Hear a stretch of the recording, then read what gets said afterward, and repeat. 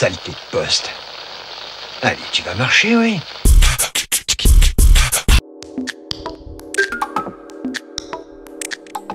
Comment parler de la franc-maçonnerie sans verser dans les marronniers des quotidiens nationaux? Société secrète, influente, affairiste ou communauté de réflexion visant à affirmer les valeurs de la République?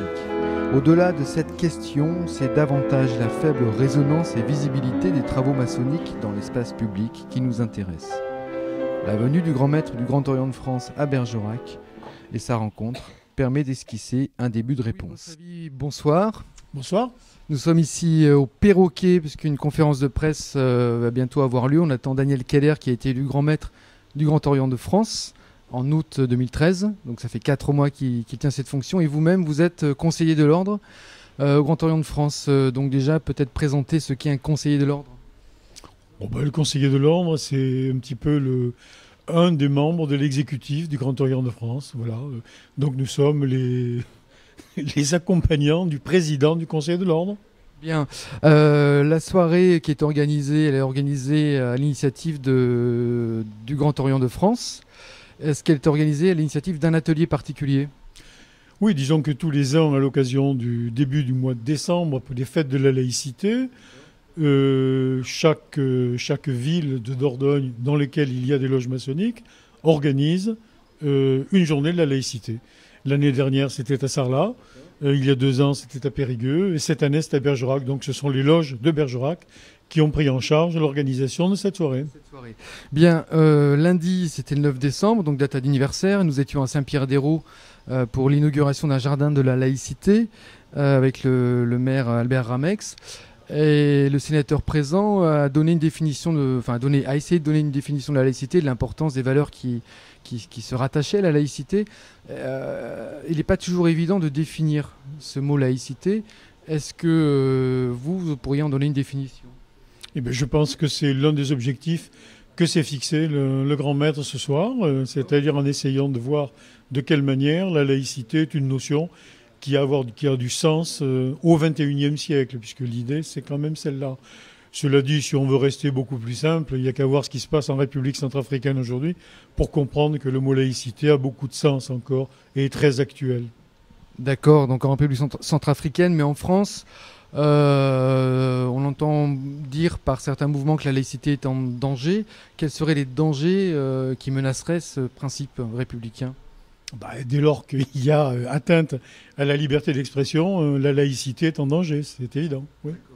On pense également à la montée de l'extrême droite. Est-ce que vous pensez que cette laïcité, qui est parfois récupérée par l'extrême droite pour des raisons qui sont sans doute pas celles que partage le Grand Orient de France, est-ce que vous pensez que ce mélange des genres peut brouiller le message laïque? Je pense qu'a priori, à propos de l'extrême droite, une laïcité qui exclut une partie de la population, pour moi, n'est pas une conception de la laïcité à laquelle je souscris. Bien, on va en revenir à la maçonnerie bergeracoise. Vous l'estimez à combien de participants, de membres? Ça dépend, parce qu'il y a beaucoup d'obédiences qui sont présentes sur Bergerac. Donc il faudrait additionner toutes les obédiences. Et si on additionne toutes les obédiences, je ne sais pas, on doit arriver aux alentours de 200 personnes à peu près, je pense. D'accord. 250. D'accord. Donc 200-250 bergeracois ou du territoire bergeracois qui sont engagés dans ce mouvement associatif. Quels sont les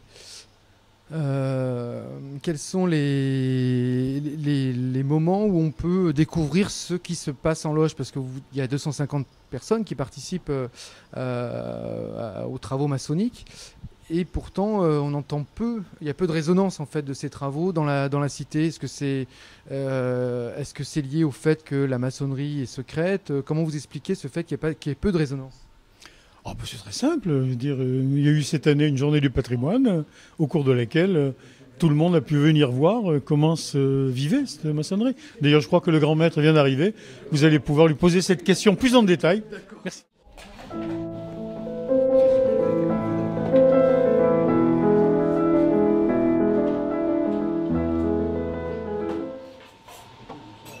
Est-ce que vous pouvez nous donner une définition de la laïcité dans le cadre de cette soirée que vous allez mener à Bergerac? Pour vous, qu'est-ce que la laïcité? La laïcité, c'est un principe d'organisation de la République, c'en est même un des piliers.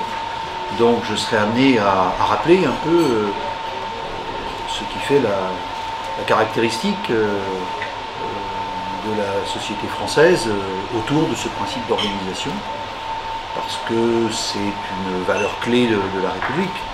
Alors, ça permettra peut-être de lever certaines ambiguïtés et en tout cas certains faux débats qui ont un peu pollué les esprits depuis un certain nombre d'années, depuis le début des années 2000 en fait, où l'on a parlé de façon à mon avis indue et trompeuse de laïcité ouverte, de laïcité plurielle, de laïcité stricte. Je crois que ça participe d'un contresens qui, bon, bien évidemment, n'est pas non plus un contresens innocent, parce que tous ces qualificatifs avaient pour vocation de grimer un peu la laïcité en fonction d'intentions politiques, en fonction peut-être d'analyse un peu rapide du contexte sociologique de la France d'aujourd'hui. Voilà, donc on va essayer de parler de tout ça de manière pédagogique pour faire comprendre que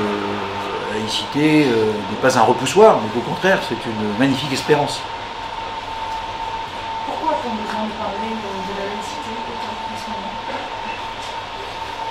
On a besoin de parler de la laïcité parce que je crois qu'au départ, il y a de façon peut-être sous-jacente dans un premier temps, mais assez manifeste aujourd'hui, une volonté de remettre en cause cet acquis de la République.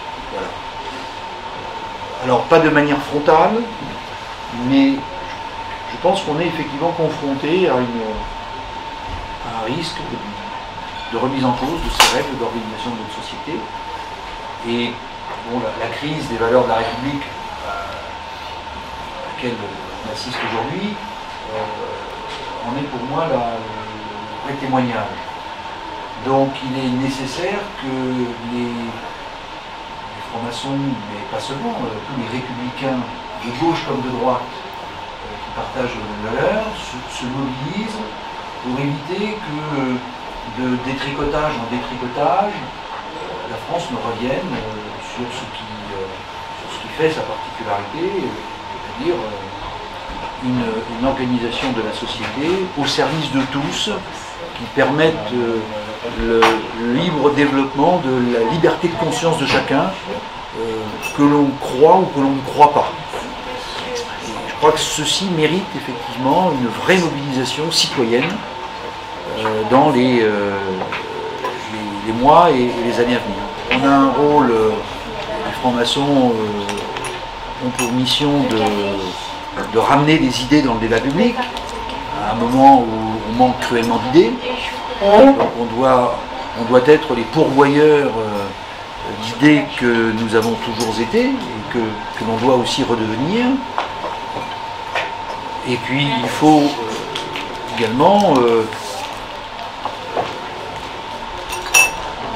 comment dire, qu'on soit en mesure de rappeler à ceux qui nous gouvernent, quels qu'ils soient, en l'occurrence aux gouvernants du moment, de faire preuve de la volonté, de la fermeté nécessaire pour que les règles laïques soient effectivement appliquées, respectées. J'ai l'habitude de dire que la laïcité, elle ne doit être ni haineuse ni honteuse. Ni haineuse parce qu'elle n'a vocation à exclure personne, puisqu'au contraire elle a vocation à rassembler tout le monde, et ni honteuse parce qu'on n'a pas non plus à se laisser accuser d'être liberticide, puisque l'organisation laïque de la société, c'est le ciment même de la liberté. Oui, je crois pas que les intégrismes soient la principale menace. Je dirais qu'on vit un peu une situation inversée, c'est-à-dire que aujourd'hui, en France, mais pas seulement, il y a une sorte de désillusion latente vis-à-vis de la laïcité, et dans le même temps, au Soudan, à Khartoum, il y a une jeune femme de 35 ans qui préfère être flagellée plutôt que de porter le voile qu'on lui impose de porter pour entrer dans un bâtiment public. Et je fais un parallèle avec la question de l'Europe, c'est-à-dire que là aussi nous vivons une sorte de désillusion vis-à-vis de l'Europe, et dans le même temps, à Kiev, en Ukraine, il y a des gens qui tous les jours manifestent en disant nous on a envie de rejoindre l'Europe, et ils le font, peut-être pas encore au péril de leur vie, mais enfin ça ne doit pas être sain. Donc on doit prendre conscience du paradoxe de la situation dans laquelle nous nous trouvons.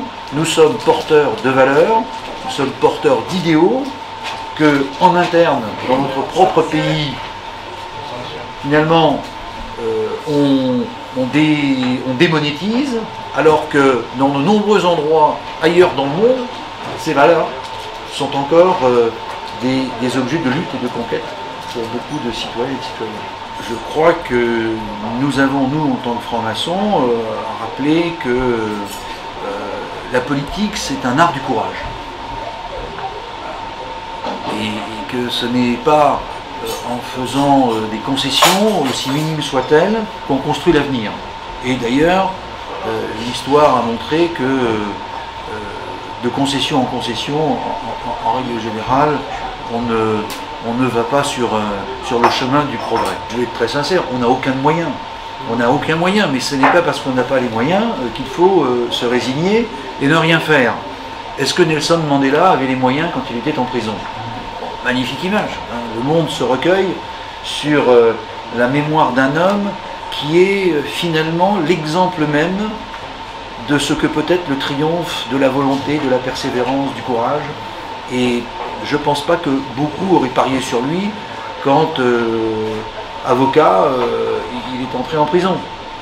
Donc ne nous focalisons pas sur les moyens dont nous disposons. La franc-maçonnerie n'est pas un parti politique, la franc-maçonnerie n'est pas un syndicat, est une société de pensée qui a des idées, et je pense que les 52 000 membres qui composent le Grand Orient de France ont la capacité de promouvoir les idées neuves dont nous avons besoin pour le monde de demain. Voilà.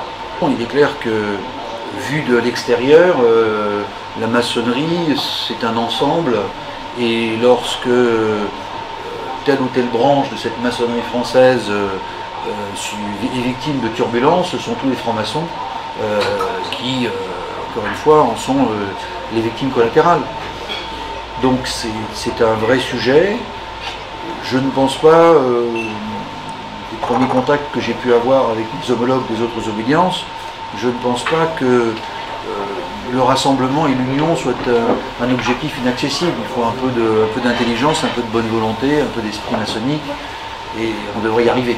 Mais je ne pense pas que la laïcité ait pour objectif de désigner des boucs émissaires. Donc, et je pense qu'au contraire, c'est la seule façon de rassembler une société constituée de groupes beaucoup plus divers aujourd'hui qu'ils ne l'étaient il y a 50 ans, par exemple des différences culturelles, religieuses, ethniques, etc.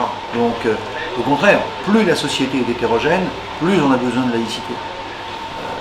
Ça me paraît le bon sens. Sur la question du port du voile, il y a des lois, il suffit de les appliquer. Et je crois qu'elles sont, ce sont des lois qui concerne le port du voile dans l'espace public, auquel vous faites référence. Cette loi, elle a deux versants, c'est-à-dire qu'elle a à la fois la volonté de préserver l'ordre public, mais elle a aussi, de façon sous-jacente, la volonté de rappeler que voilà, on doit s'inquiéter toutes les fois que le port du voile et la manifestation d'une violence faite aux femmes, même si c'est une violence symbolique, même si c'est une violence, encore une fois, oui, j'ai dit symbolique, parce que il ne s'agit pas de désigner telle ou telle personne comme un bouc émissaire, il ne s'agit pas, encore une fois, de désigner une religion plutôt qu'une autre, mais en même temps, je crois que cette loi a le mérite de rappeler quelles sont les valeurs qui sous-tendent la conception de la vie sociale de la République française. La loi de 2004, elle rappelle une règle qui nous paraît importante, qui est celle selon laquelle il doit y avoir des espaces de neutralité confessionnelle. Et l'école en est un. Les insignes maçonniques, il n'y a pas d'insigne maçonnique à l'école, je veux dire, les enfants, il n'y a pas d'enfants francs-maçons. Quand on entre en maçonnerie, en général, il faut d'abord être majeur. Donc vous n'allez pas trouver un enfant de 10 ans qui porte des insignes maçonniques à l'école. L'école géométrie. Bon. En revanche, vous avez des enfants de 10 ans qui vont au catéchisme, vous avez des enfants de 10 ans qui suivent un parcours religieux, confessionnel, dans d'autres religions que le catholicisme. Mais en maçonnerie, jusqu'à maintenant, que je sache, il faut déjà être majeur. Donc, je vois pas tellement le rapport. Après la loi de 1905, encore une fois, ce qui m'inquiète, c'est la façon que l'on a de l'égratigner en permanence. Parce que c'est une loi qui est passée à la postérité pour ses 2 premiers articles. Peu de personnes ont lu la loi de 1905 dans sa globalité, mais ce sont ces 2 premiers articles qui sont quand même des articles fondamentaux. Donc il n'y a pas à revenir sur ces articles-là, mais il y a au contraire à les consolider par rapport à des situations concrètes qui sont toujours différentes. Par exemple, la question du financement des lieux de culte. 1905 dit que voilà, l'État ne salarie, ne reconnaît, ne subventionne aucun culte. Il faut se poser la question de savoir s'il est légitime en France que les collectivités publiques, les collectivités locales financent des lieux de culte, qu'il s'agisse du financement de la construction de ces lieux de culte, même s'il y a des dispositifs législatifs qui sont intervenus entre-temps qui les autorisent, ou qu'il s'agisse du financement d'activités culturelles opportunément rebaptisées activités culturelles. Donc c'est là la vraie question. Donc je crois que la loi de 1905 elle doit être en permanence remise en situation et défendue au regard de ces situations nouvelles qui n'existaient pas forcément en 1905 quand elle a été pensée. Alors même si effectivement la solution imaginable à cela, c'était le service public unifié de 1984. On a vu en même temps, à ce moment-là, que 2 France était sur le point de se poser. Ça a fait l'objet de très grandes manifestations. Donc, c'est un sujet qui n'a pas été remis sur la table depuis longtemps. On a parfois l'impression qu'il y a un communautarisme inversé, c'est-à-dire qu'on a l'impression que la franc-maçonnerie, c'est aussi une forme de communautarisme. Je vais m'expliquer tout de suite. Par le fait que vous êtes 52 000 membres. Tout à l'heure, on a su qu'à Bergerac, il y a à peu près, que je ne dise pas de bêtises, 200 membres. Et pourtant, on vous voit peu dans l'espace public. Donc en fait, ça ne fait que renforcer cette idée d'entre-soi, de société, on va dire communautaire, excusez-moi, voire communautariste, que pourtant vous combattez. Alors, il y a un point sur lequel je vous rejoindrai. On doit travailler à mieux diffuser nos travaux et nos idées. Et je pense qu'on a un gros travail en interne à faire pour être plus efficace. Le Grand Orient de France n'est pas une association sans défaut. Sinon ça se saurait. Donc je crois qu'il y a un vrai travail à faire entre nous pour permettre justement aux contributions qui viennent des loges d'être mieux connues et d'alimenter ce débat d'idées dont nous voulons être porteurs. Donc ça, c'est un travail que nous avons à faire parce que ça n'est pas, si tel n'est pas le cas aujourd'hui, ça n'est pas par une volonté de secret. C'est un syndrome d'inefficacité, à mon sens. Hein, je prends souvent cette image, c'est 1200 loges, c'est complexe à gérer, hein, 1200 loges, vous imaginez, 1200 associations, mais c'est un peu le syndrome de l'équipe de France de football. C'est-à-dire c'est 1200 brillantes individualités, et après, il faut réussir à en faire une équipe homogène. Et donc, c'est là la difficulté. Donc ça, c'est un vrai travail qu'on a à faire. Après, société secrète, vous dites, on n'a rien de secret. L'Orient de France organise des conférences publiques, ce soir à Bergerac, J'étais à l'école de commerce de Pau vendredi, j'étais à Lille jeudi soir. Lors des journées du patrimoine, vous pouvez visiter les temples maçonniques. Si vous voulez tout savoir sur la franc-maçonnerie, vous venez au 14 de la rue Cadet, il y a une librairie, vous pouvez lire tout ce que vous voulez sur la maçonnerie, vous en saurez autant que tous les francs-maçons de la terre entière. Donc tout est à disposition. Il n'y a qu'une seule chose. Sauf les milliers de planches qui existent. Il y a cela, c'est quand même dommage parce que c'est quand même l'essence. Il y a ce travail, mais j'ai répondu. Après, il y a une chose que vous ne pourrez pas effectivement découvrir ou connaître, c'est le vécu que l'on a dans une loge. Mais ça, c'est pas une question de secret. Et je prends souvent cette comparaison, excusez-moi, mais c'est comme une belle histoire d'amour. Ça se raconte pas, ça se vit. La maçonnerie, c'est la même chose. C'est une vraie histoire d'amour. Ça se vit, ça se raconte pas. Je ne peux pas vous raconter ce que je vis dans ma loge depuis 17 ans. Et comment ça s'est passé, le processus initiatique, voilà. Et ça, c'est le symptôme d'une société initiatique. Donc, si vous voulez vraiment savoir ce que c'est de l'intérieur, il faut franchir le pas. Voilà. Et ça n'est pas une volonté de dissimulation de secret, c'est le principe d'une société initiatique avec ses rites de passage. Voilà. On doit publier, on doit publier et on doit mieux publier nos travaux, on doit les faire connaître, on doit aussi, certainement de façon plus volontariste que ça n'a été le cas, être présent dans la société médiatique, non pas au quotidien pour réagir à tel ou tel événement, parce que ça n'est pas notre rôle, mais chaque fois que c'est possible, pour défendre des idées, pour participer au débat d'idées, c'est ce que j'appelle être un franc-maçon dans la cité, donc on doit l'être. Bon.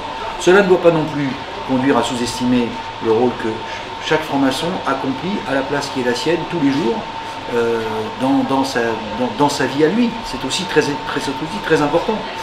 La franc-maçonnerie, c'est ça, c'est d'abord 52 000 frères et sœurs qui, chacun à sa place, essayent de développer, de porter des valeurs et des idéaux maçonniques. Bon.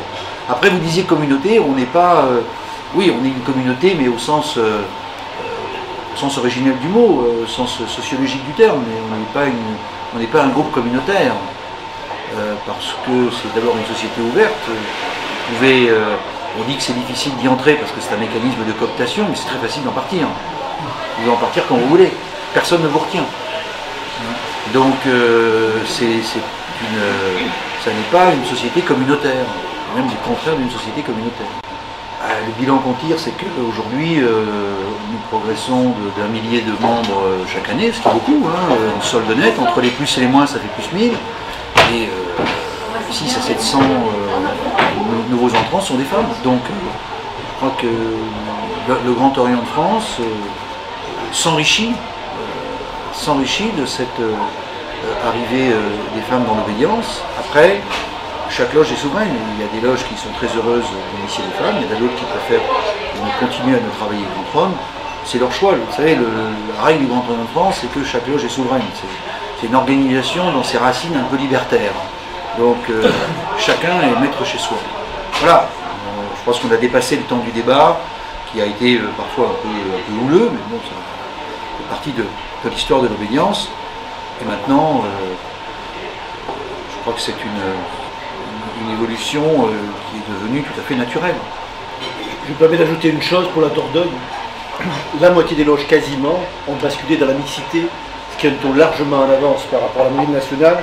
C'est dire si la Dordogne est progressive. Vive la Dordogne! Contrairement à ce qu'on pourrait croire. Dans 15 ans, il y aura peut-être un grand maître qui sera une femme. Non, je dis dans 15 ans parce que moi j'ai la chance de devenir grand maître après 17 ans de franc-maçonnerie. Donc voilà, il y a quand même un temps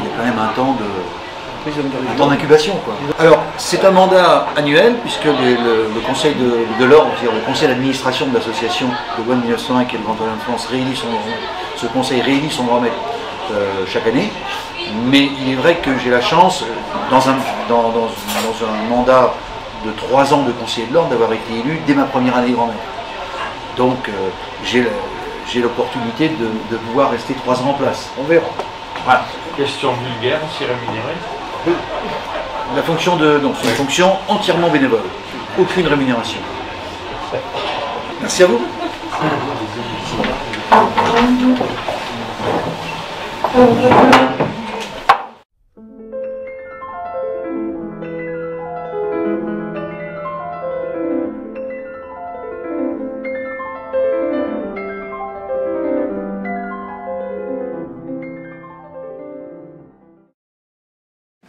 Non.